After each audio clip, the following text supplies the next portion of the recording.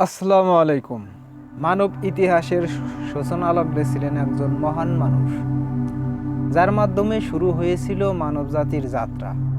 তিনি ছিলেন প্রথম মানুষ, প্রথম নবী এবং আমাদের পিতা আদম আলাইহিস সালাম। তার জীবনের কাহিনী শুধু ইতিহাস নয়, এটি হিদায়াত ও আল্লাহর করুণা বোঝার এক উজ্জ্বল আয়না। আল্লাহ তাআলা ফেরেশতাদের বললেন, আমি পৃথিবীতে একজন খলিফা সৃষ্টি করব। আর ফেরেশতারা বিস্মিত হয়ে বলল, আপনি কি সেখানে এমন কাউকে সৃষ্টি করবেন যারা অরাজকতা সৃষ্টি করবে ও রক্তপাত করবে? আল্লাহ বললেন, আমি যা জানি তোমরা তা জানো না।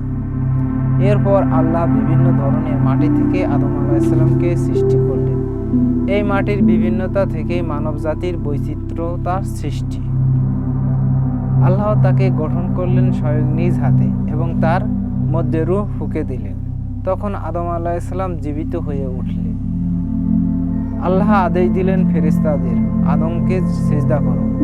সব ফেরেশতা সিজদা করলো, কিন্তু ইবলিস অস্বীকার করলো। সে বলল, আমি তার চেয়ে উত্তম, আমাকে আগুন দিয়ে সৃষ্টি করা হয়েছে আর তাকে মাটি দিয়ে। আল্লাহ বললেন, তুমি এখান থেকে নেমে যাও, তুমি অভিশপ্ত। এভাবেই ইবলিস রূপ নেয় মানুষের চিরশত্রুতে। আল্লাহ আদম আলাইহিস সালামকে জান্নাতে স্থান দিলেন এবং তার সঙ্গী হিসেবে হাওয়া আলাইহিস সালামকে সৃষ্টি করলেন।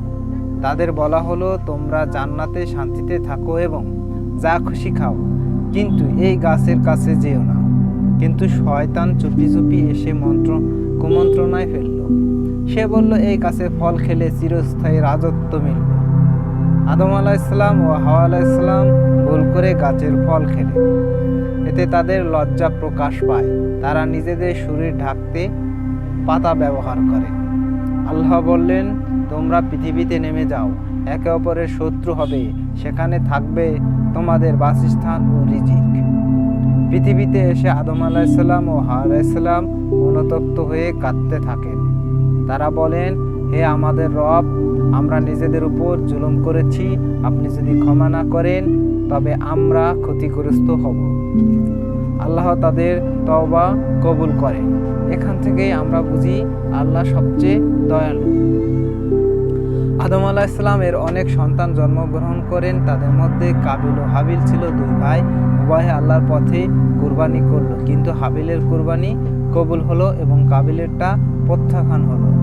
কাবিল হিংসায় হাবিলকে হত্যা করলো। এটাই মানব ইতিহাসের প্রথম খুন।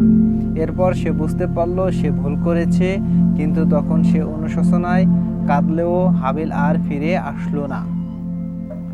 আল্লাহ আদম আলাইহিস সালামকে নবী বানালেন। তিনি মানুষকে এক আল্লাহর ইবাদতে শিক্ষা দেন, কিভাবে জীবনযাপন করতে হয় সেসব বুঝিয়ে দেন। তার জীবন ছিল কঠোর পরিশ্রম, তওবা ও দয়া শিক্ষা প্রদানের এক অনন্য দৃষ্টান্ত। আদম আলাইহিস সালাম প্রায় 960 বছর বেঁচে ছিলেন। মৃত্যুর আগে তিনি তার সন্তানদের তাওহীদের শিক্ষা দিয়ে যান। আদম আলাইহিস সালাম এর জীবন থেকে আমরা কি শিখি? আল্লাহর আদেশ মানা আবশ্যক। শয়তানের ধোঁকা থেকে আদর্শ থাকতে হবে, সতর্ক থাকতে হবে। ভুল করলে সঙ্গে সঙ্গে তওবা করতে হবে। হিংসা ও অহংকার আমাদের ধ্বংস করে দেয়। আল্লাহ সবচেয়ে দয়ালু ও ক্ষমাশীল। আদম আলাইহিস সালামের জীবন শুধু ইতিহাস নয়, এটি আমাদের জন্য পথ নির্দেশ। আসুন আমরা তার জীবনের শিক্ষা অনুসরণ করি এবং আল্লাহর দিকে ফিরে যাই, কারণ তিনি আমাদের সৃষ্টি করেছেন এবং তার কাছেই আমাদের ফিরে যেতে হবে। এভাবেই আল্লাহ পৃথিবীতে মানুষ সৃষ্টি করেন, আর এখান থেকেই মানুষের প্রথম সূচনা। আর আজ আমরা ফিরে চলে যাচ্ছি, আবার ফিরে আসবো অন্য কোনো ভিডিওতে। ধন্যবাদ।